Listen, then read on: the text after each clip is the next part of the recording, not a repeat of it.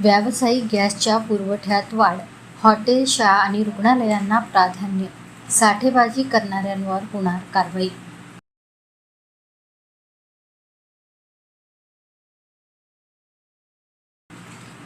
मध्यपूर्वेतील युद्धामुळे निर्माण झालेल्या ऊर्जा संकटाच्या पार्श्वभूमीवर केंद्र सरकारने मोठा निर्णय घेतला आहे.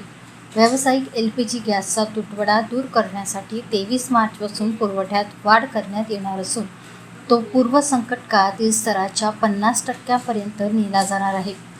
प्रामुख्याने अन्नसेवा क्षेत्र, कम्युनिटी किचन आणि स्थलांतरित मजुरांना या निर्णयाचा मोठा फायदा होणार आहे.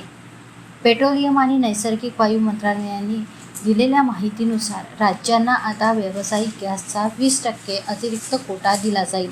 हा साठा प्रामुख्याने हॉटेल, ढाबे, औद्योगिक किचन, दुग्धशाळा आणि अन्न प्रक्रिया उद्योगांना वितरित केला जाईल.